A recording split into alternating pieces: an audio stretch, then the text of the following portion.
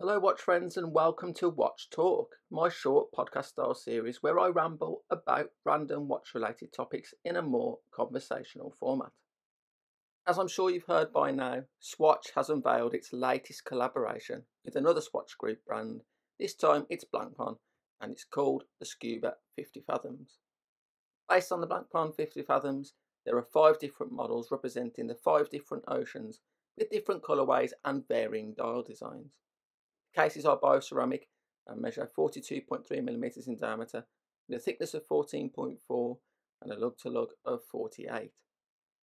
There's a 120 click bezel, which is fully loomed, and there's a water resistance rating of 91 metres or 300 feet.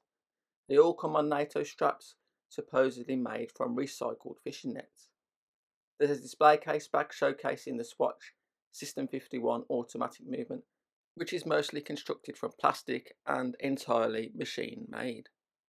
The watches retail for $400 or €390 or £340. There is a sense of deja vu as large queues formed outside Swatch stores on release day, and scalpers are demanding inflated prices on the secondary market. As expected, opinions are polarised, and a lot of people were quick out of the gate to have their say. But I thought I would take a bit more time to digest the news, so now let's go through some of the positives and the negatives. We'll start with the positives. The designs are excellent.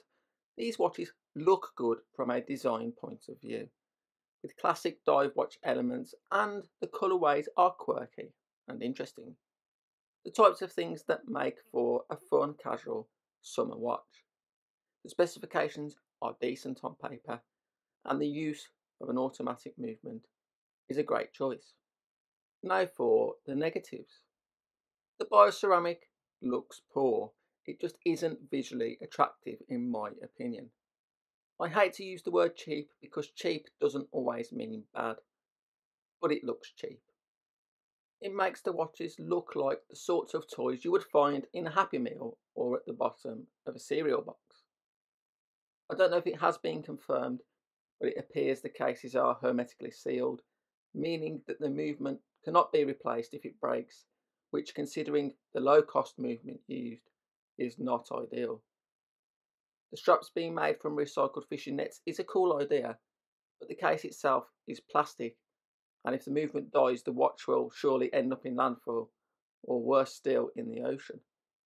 It seems ironic that a watch made from recycled materials is not repairable, but then I guess the case may well fall apart before the movement stops working anyway, judging by the MoonSwatch. If these watches attract new people to the hobby, especially younger people, then that is something commendable, although it is debatable whether that is happening or youngsters are just trying to turn a quick buck by flipping these watches. But regardless, at $400, these watches are not good value for money, and I feel like it's a really bad way to introduce new people to the industry anyway. Swatch sells other watches with the System 51 movement for less than half what these watches are retailing for. You can purchase a legit dive watch from a reputable brand like Seiko or Citizen for this sort of money. I think brands like Seiko and Citizen and micro brands and even the AliExpress brands offer much better value and a more authentic experience for a newbie.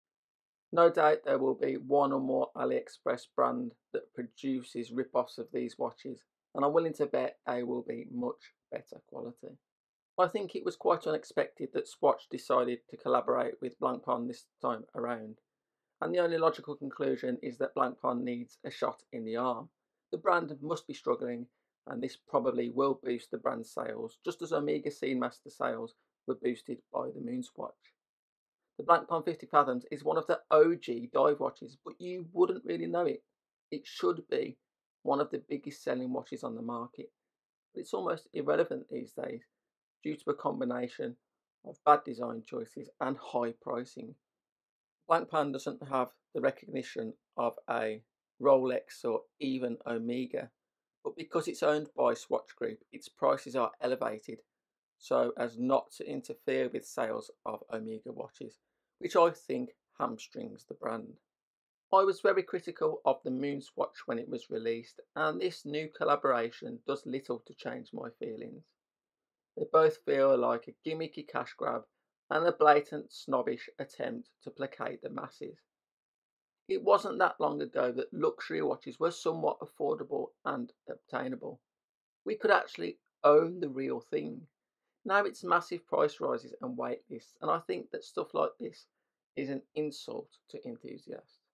I saw Hodinkee proclaim that these plastic watches are democratising luxury watches. Well, not really.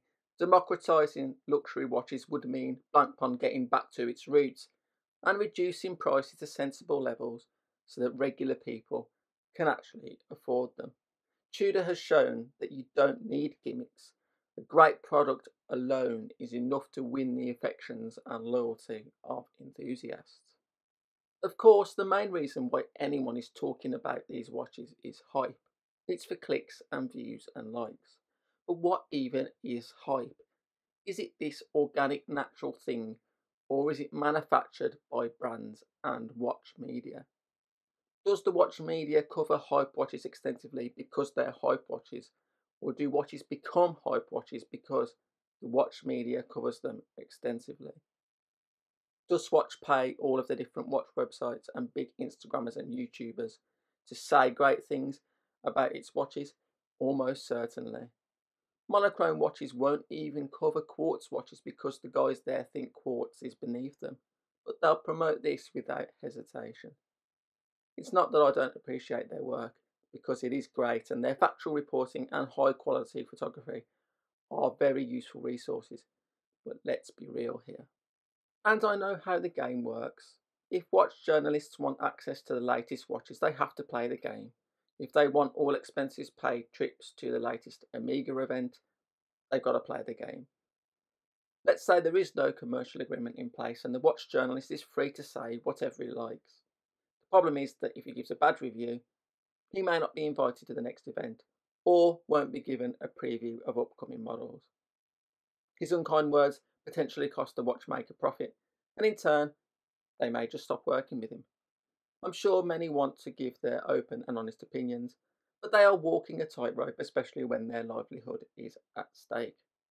The new IWC Ingenua is a great example. That watch got incredible coverage, even though it was nothing groundbreaking, looked worse than vintage models from the past, and was massively overpriced. I believe most people would agree with that assessment, at least most enthusiasts. I don't think for a second that the people that gushed about that watch were telling the truth. The problem is the watch media and watchmakers are too tight knit, but that's more of a media problem in general.